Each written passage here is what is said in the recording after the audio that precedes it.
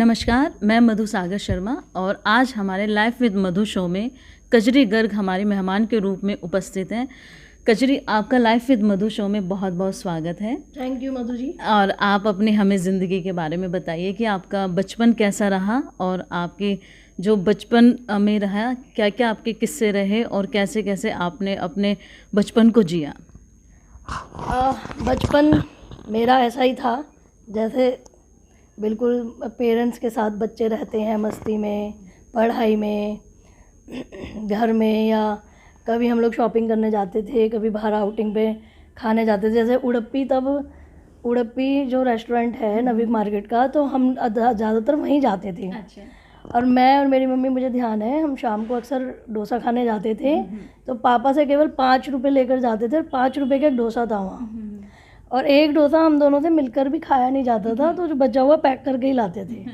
तो ऐसी कुछ मम्मी पापा की स्वीट सी मेमोरीज़ हैं। और एक बड़ा अच्छा इंसिडेंट है। मैं इंडियन पब्लिक स्कूल में पढ़ती थी मधु दीदी, तो वहाँ तब वो नया स्कूल, नई ब्रांच खुली थी और वहाँ मेरी दादी जी मेरी वाइस प्रिंसिपल थी, सविता जी। तो एक दिन गर्मियों के दिन थे, तो वहाँ टीचर्स कम थे, तो क्लास कंबाइन कर देते हैं ना। अच्छा, हाँ। तो मेरे पापा कैसे थे मैं ये बताना चाह रही हूँ। तो एक बेंच पे 5 बच्चे बैठा दिए थे उस दिन मैम ने, टीचर्स कम थी। तो गर्मी में मुझे बिल्कुल आज तक भी पसंद नहीं है कि मुझसे टच करके बैठे। अच्छा। इसलिए मैं ज़्यादातर बसों में या 3 व्हीलर्स में कम सफ़र कर पाती हूँ। तो वो मेरी बचपन से आदत रही और वहाँ बदबू चिपक के बैठना पड़ा और बहुत पसीने आए। तो मेरे पापा ऐसे थे कि मैंने उन्हें घर आके बताया कि पापा मैं कल से स्कूल नहीं जाऊँ। बोले क्या हुआ? मैं कहा पापा आज 5 बच्चे बेंच पे बैठा दिए चिपका के। बोले बिल्कुल मत जाइयो। मतलब मेरा तो बच्चों वाला था जवाब कि मुझे नहीं जाना। उन्होंने उसको इतना सीरियस लिया। वो मेरी प्रिंसिपल से मिलने गए, बोले आप कैसे बच्चों को इतनी फ़ीस लेते हो, तो तुम्हारे पास क्या जगह नहीं है या टीचर्स नहीं है, बेंचेस नहीं है, और मेरी लड़की बिल्कुल नहीं पढ़ेगी। उन्होंने गाजियाबाद में ढूंढा कि कौन सा ऐसा स्कूल है जहाँ खुले कमरे, एक क्लास में 30 ही बच्चे बैठाए जाते हैं। तो वो था सरस्वती विद्या मंदिर, नेहरू नगर वाला। वहाँ ये सिस्टम था। प्रिंसिपल थे वहाँ पाठक जी, उन्होंने बताया, मेरे पिताजी का नाम अजीत कुमार गर्ग है, अजीत जी यहाँ एक क्लास में 30 से ज़्यादा हम बच्चे ही नहीं लेते और एक बेंच पे 2 ही बच्चे बिठाते हैं। तो और मैं फ़र्स्ट क्लास वहाँ से पढ़ रही थी, IPS से, इंडियन पब्लिक स्कूल से। पापा ने मेरा admission next year Saraswati Vidya मंदिर में कराया। मुझे एक क्लास पीछे लिया गया क्योंकि उनका क्राइटेरिया था कि हम एक क्लास में 30 से ज़्यादा बच्चे नहीं लेंगे। एक क्लास पीछे लिया गया, 1 साल मेरा ख़राब हुआ और उसके बाद अगले साल मेरा एडमिशन। और वहाँ मैं इंग्लिश मीडियम में थी और यहाँ थोड़ा हिंदी मीडियम ज़्यादा चलता है।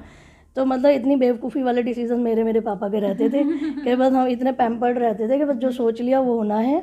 तो आप पढ़ाई में कैसी रही कजरी, और टीचर का आपके साथ व्यवहार कैसा रहा? टीचर्स तो मेरे साथ हमेशा मधु दीदी दोस्तों की तरह रहते थे और बहुत प्यार करते थे। एक इंग्लिश में मेरा हाथ बहुत टाइट था, तो वो लंच के बाद उनका पीरियड होता था, हम बहुत कोशिश करते थे कि लंच में बहाना मारें, पेट में दर्द हो गया, लेकिन वो हमारी चल नहीं पाती थी। मतलब वो बचपन में वो आपकी शैतानियाँ भी रही? शैतानियाँ बहुत रहीं। फिर उनके एक लंबी सी छड़ी होती थी, वो उल्टा हाथ करके मारते थे। अच्छा। तो उसको हम 2 बच्चे ऐसे छुपा के ना, हाथ के साथ के, कोई देख ना ले, दूर फेंक के आते थे। लेकिन वो दूसरी छड़ी ले आते थे मास्टर जी हमारे। तो ये सब रहा। और धीरे धीरे जैसे आप बड़ी होती चली गई, तो आपका मतलब किस स्पोर्ट में या किस तरफ आपकी रुचि रही? मेरी मम्मी उस ज़माने की MA BEd थी। अच्छा। उस ज़माने की। और बल्लमगढ़ जैसे छोटे कस्बे से मेरी मम्मी बिलोंग करती थी। तो मेरी मम्मी बल्लमगढ़ कस्बे में जब MA BEd उन्होंने किया, तो पूरे कस्बे में इतनी पढ़ी हुई कोई लड़की नहीं थी। अच्छा। बहुत डैशिंग पर्सनालिटी थी मेरी मम्मी की। तो वैसे भी एजुकेशन को मतलब बहुत ही कम, और बनिया फैमिली में, मिडिल क्लास फैमिलीज़ में। और मेरी मम्मी कुरुच मतलब हॉस्टल में उस समय पढ़ी। मतलब सन 52 का उनका जन्म था। अच्छा। तो सन 65-68 की बात रही होगी जब वो 17-20 साल की हुई होंगी। उस ज़माने में घर की लड़की हॉस्टल में जाके पढ़े, बड़ी बात होती थी, वो भी कस्बे के माहौल में, बनिया और एक मिडिल क्लास फैमिली के लिए। तो वो बहुत बोल्ड रही। उन्होंने भी सारी ज़िंदगी जो डिसीजंस लिए वो फैमिली के अगेंस्ट जाके भी किए, अच्छे काम सारे। वेल एजुकेटेड थी। वहाँ अग्रवाल कॉलेज में शादी से पहले लेक्चरर थी वो बल्लमगढ़ में। और यहाँ आई तो मेरे सारे टीचर्स से उनकी दोस्ती रहती थी और बहुत अच्छी इंटीमेसी उनकी रहती थी कि मेरी पल पल की खबर घर पहुँच जाती थी, है ना। तो ये सब होता था। 10th तक मेरा थोड़ा पढ़ाई में रुझान कम था, शैतानी में ज़्यादा था। लेकिन उसके बाद मधु दीदी मैंने 12th में पूरा यूपी टॉप किया, अच्छा। फिर मैंने MBBS टॉप किया, आई वॉज MBBS टॉपर। फिर कुछ ऐसी फैमिली डिसीजंस रहे कि मुझे डॉक्टर नहीं बनाया गया, देन आए। तो कजरी, जैसे आपने इतनी एजुकेशन की तो आपकी लाइफ का टर्निंग पॉइंट क्या रहा? मेरी लाइफ का सबसे बड़ा टर्निंग पॉइंट रहा जब मेरी मम्मी गुजर गई। मेरी मम्मी गुजर गई। दरअसल ये दुनिया है ना मधु जी, ये एक बिल्कुल ऐसी दुनिया है जैसे जानवर बसते हैं, हर कदम पे जानवर बसते हैं इस दुनिया में, और आपका दर्द कोई नहीं समझेगा। बिल्कुल, ये तो सच है। आपको सपोर्ट कोई नहीं करेगा, बल्कि किसी को, वो एक शेर है ना कि झरोका अपने घर का बंद कर लो और दरवाज़ा ही खोल दो, कि जिसे झांकना है तो दरवाजे से ही झांके। तो मुझे बहुत पसंद है, क्योंकि अगर आप दरवाजे बंद करके झरोके खोले रखोगे ना तो लोग आपको झांकेंगे ज़रूर। तो ये इतनी गंदी दुनिया है। मेरा टर्निंग पॉइंट यही था जब मेरी मम्मा गुजरी। तो उस टाइम आपकी उम्र क्या रही होगी? I was in BCom second year. हाँ, 19 साल की मेरी उम्र थी। मैंने थोड़ा जल्दी जल्दी पढ़ाई कर ली थी और मैंने साइंस साइड ही छोड़ दी थी। फिर जब मेरे पापा ने बोला हमें तुम्हें डॉक्टर नहीं बनाना है, उनका एक सिंपल सिस्टम था कि लड़कियां हैं तो BA करके शादी करो। तो फिर मैंने अकाउंट्स लिया। मेरे घर वालों ने मुझे समझाया, मेरी कज़न्स को, मैंने कहा BA नहीं करनी तो अकाउंट्स तो कर ही ले, पढ़ तो ले, वो आज मेरे बिजनेस में भी काम आ रहा है।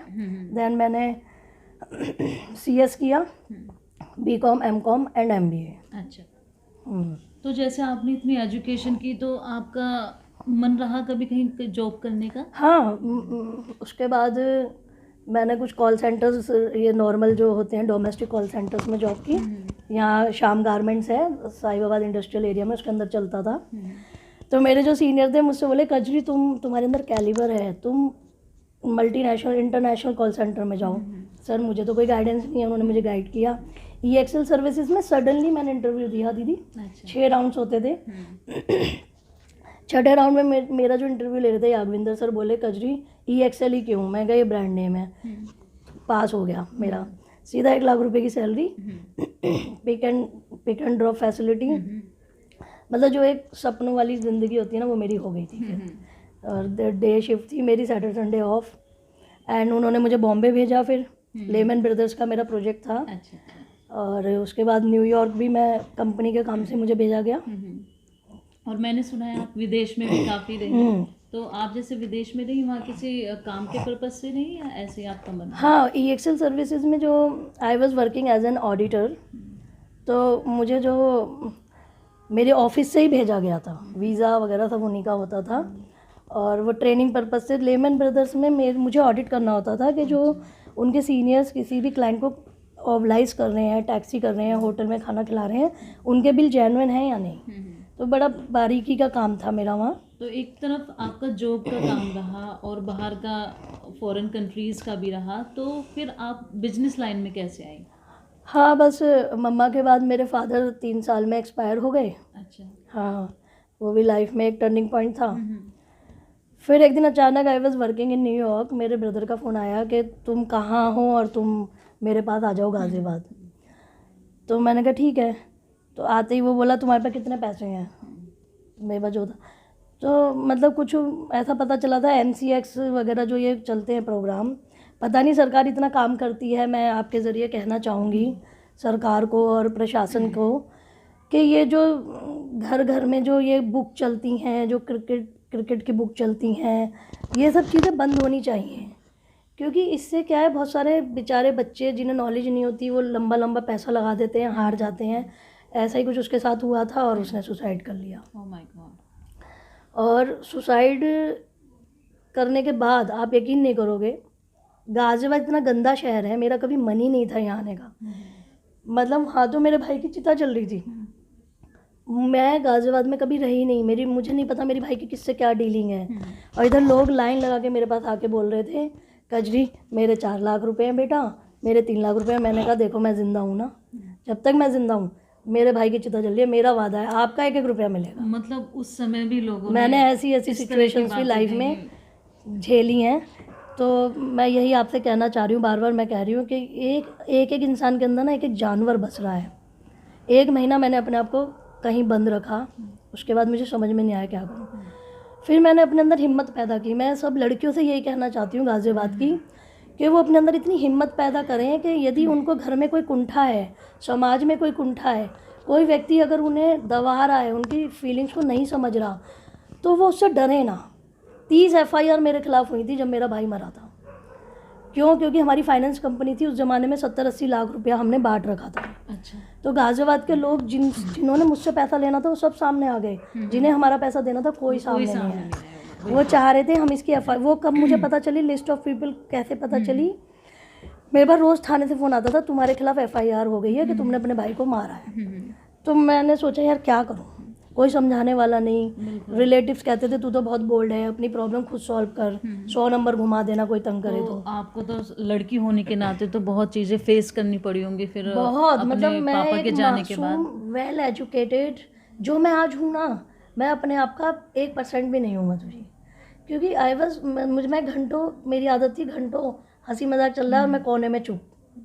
आई वॉज सो शाई, ऐसी नेचर थी, कम बोलना मुझे पसंद था, हमेशा पढ़ना मुझे पसंद था, क्योंकि मैंने CS किया, BCom के साथ CS कर लिया था, MCom। मतलब इतनी परेशानियों के बावजूद भी एक तरफ तो आपके पापा, फिर एक तरफ भाई ने सुसाइड कर लिया, और ऊपर से फिर आपको एक तरह से मेंटली टॉर्चर भी किया गया ये गाज़ियाबाद के देनदारों लोगों की ने, वजह से। हाँ। और मैंने जब उन सब लोगों के पैसे भी दे दिए, तो मैंने चाहा कि अब मेरा नाम इनकी गुड बुक्स में आ गया होगा, तो ये मुझे बिजनेस में सपोर्ट करेंगे। सारे अंकल्स जिनके साथ मेरे पापा के टाइम से हमारा बिजनेस चल रहा था। लेकिन बस अब मैं क्या कहूँ, मेरे मुंह से तो उनके लिए अब्यूजिंग भाषा ही निकलती है। वो इतने गंदे थे सारे लोग, उन्होंने मुझे जो माल दिया ना नगद पैसों से, उसके बाद भी सब अपना डंप और गंदा माल दिया जो मेरा बिका नहीं। तो मैंने 12-13 लाख रुपए की उन्हें पेमेंट्स की, और फिर 10-12 लाख रुपए का जो माल खरीदा था वो मेरा डंप हुआ। इतना कजरी, जैसे आपका स्ट्रगल का टाइम रहा, उस टाइम सभी ने आपका साथ छोड़ दिया, और आज आप एक बिजनेस लेडी हैं और एक सक्सेसफुल भी हैं, तो अब समाज का और लोगों का आपके प्रति क्या व्यवहार है? हाँ, बिल्कुल चीज़ें बदल गई हैं, ठीक कह रहे हो आप। जब संघर्ष चल रहा था, मेरा तो पर्सनालिटी वैसी थी, मैं तो आज भी वैसे ही हूँ, मेरा नेचर तब भी वैसा ही था। लेकिन हाँ, लोग बदल गए। जो वो कहते हैं, अब हम देखते हैं ना, बड़ा सुंदर सांप है, हम उसको पाल लेते हैं, वो हमें डसता है। तो अब मुझे भी समझ में आ गया है कि सुंदरता के पीछे सांप है, सुंदर सांप नहीं है। तो मेरा भी नज़रिया लोगों के प्रति बदला है, मुझे भी अनुभव हुआ है, और लोगों का नज़रिया भी मेरे प्रति बदला है। तो जैसे आप सक्सेसफुल हुई तो फिर लोग आपसे और ज़्यादा जुड़ने की कोशिश करी होगी? हाँ बिल्कुल। जो लोग मतलब मुझे कहते थे कि तुम अपनी प्रॉब्लम खुद सॉल्व कर लेना, आज मतलब वो चाहते हैं कि मैं उनसे कुछ डिस्कस करूं, कुछ बताऊं, या उनको साथ लेकर चलूं, या उनसे कोई हेल्प लूं, तो मुझे अच्छा लगता है जी। जैसे कजरी, आपको मैं देख रही हूँ, आपने जीन्स और ये टी-शर्ट पहनी हुई है, तो आप क्या शुरू से मतलब ऐसे लड़कों वाले कपड़े ही पहनती हैं, हाँ या कभी जी। लड़कियों वाले भी पहने? ना, कभी बहुत फैमिली प्रेशर हुआ, कोई फैमिली मैरिज हुई, तो ज़बरदस्ती मेरी बुआओं ने, मामी मौसियों ने मुझे कुछ पहना दिया हो, तो मुझे कम ही ध्यान है। हाँ। मैंने सारी ज़िंदगी बॉयश स्टाइल में रही हूँ और बॉयश ही कपड़े पहने हैं। तो आप कजरी, जैसे आपकी लाइफ में अब तक काफ़ी उतार चढ़ाव भी रहे, तो आपके जीवन में कभी कोई ऐसा इंटरेस्टिंग किस्सा आया जो आज भी आप याद करके उसको हंसती हैं? बहुत सारे हैं मधु दीदी। तो कोई एक ऐसा बताइए जो आज भी नहीं भूली हैं आप। ओके, हम क्या करते थे जब लैंडलाइन होती थी, तो हम कोई भी नंबर मिला के, और कोई जैसे आंटी उठा ले तो कहते थे अंकल हमारी मम्मी, आंटी हमारी मम्मी खो गई। फिर हम उसको बार बार मिलाते थे, तो वो कहती थी अरे मैं कहाँ से लाऊं बेटा तुम्हारी मम्मी, तुम थाने जाओ, वहाँ जाओ वहाँ। और कई बार तो हम पड़ोसियों के नंबर लेके ना आवाज़ बदल गए, तो हम बड़ी मस्ती करते थे। बाकी मेरी ज़िंदगी में ना सबसे बढ़िया चीज़ ये है जो भगवान ने दी है, ईश्वर ने, प्रकृति ने, कि मेरा मस्ती का नेचर रहता है हमेशा। आज मेरा स्टाफ, मेरे साथ के सब लोग मेरे साथ इसलिए कंफर्टेबल रहते हैं, मुझे टेंशन बर्दाश्त ही नहीं होती मधु दीदी। मुझे लगता है कोई प्रॉब्लम भी है ना, उसका सॉल्यूशन ढूंढो, आगे बढ़ो। बिल्कुल सही, हमेशा मस्ती के मूड में रहो। बिल्कुल, क्योंकि यही ना देखा गया है, जब इंसान परेशान होता है ना तो वो बहुत ज़्यादा टूट जाता है अंदर से। लेकिन आप इस तरह के नेचर की रही हैं कि परेशान होते हुए भी आप उसमें हंसी ढूंढती हैं और अपने आप को मजबूत बनाती हैं। और मुझे ये और बताइए, जैसे आपने अभी तक शादी नहीं की, तो क्यों नहीं की शादी? शादी, वैसे गाजियाबाद बहुत बदतमीज़ लोगों का शहर है, सॉरी, लेकिन मुझे ऐसा लगता है कि इस शहर में कोई ज़रूर ऐसा पर्सन हो जो मुझे समझे, और मुझे बहुत भरोसा है कि कायनात मुझे उससे कभी ना कभी जल्दी मिलाएगी। बिल्कुल, ये तो होता है। देखिए, हर जोड़ी ईश्वर में ईश्वर बनाते हैं, और कहीं ना कहीं आपकी भी जोड़ी बनी हुई होगी। तो मैं भगवान से यही प्रार्थना थैंक करती यू सो हूँ मच कि आपके अभी बेटर हाफ आपको जल्दी ही मिले। जी। और आपने जो इतना मतलब स्ट्रगल किया है अपने पेरेंट्स के जाने के बाद, भाई की सुसाइड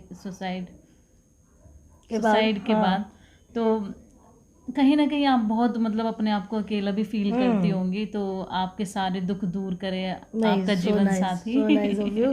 सुन लो शहर के लोगों, जो भी मेरे लिए सूटेबल पार्टनर हो तो मुझसे जल्दी कांटेक्ट बिल्कुल करें। बिल्कुल सही बात है। कजरी को इंतजार है अपने बेटर हाफ का। जी।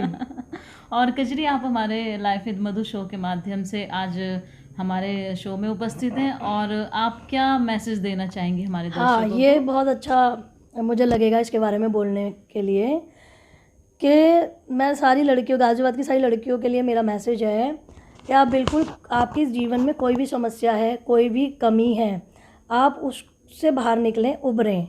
ऐसा होता है, एक भैंस के ऊपर मिट्टी डालते जाओ डालते जाओ डालते जाओ, वो दबती जाएगी। जब वो बिल्कुल उठ जाएगी इनके, हाँ बोल क्यों डाल रहा है, तो किसी की हिम्मत ही नहीं होगी। आपको किसी से भी दबने की ज़रूरत नहीं है। आप अपनी कुंठाओं को, अपनी प्रॉब्लम्स को बैठ के सोचें, उसका रास्ता ढूंढें, अपने अंदर हिम्मत पैदा करें। जब मेरे खिलाफ 30 FIR हो गई थी तो मैंने गाड़ी फिल्मी स्टाइल में थाने में घुसा दी थी 80 की स्पीड में।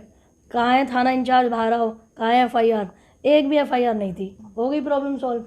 तो जब तक हम उसको फाइट नहीं करेंगे, फेस नहीं करेंगे, तो हम आगे नहीं बढ़ पाएंगे।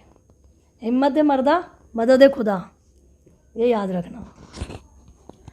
आज हमारे लाइफ विद मधु शो में आपने कजरी की कहानी सुनी, और कजरी ने बहुत ही अच्छा दर्शकों को मैसेज दिया है।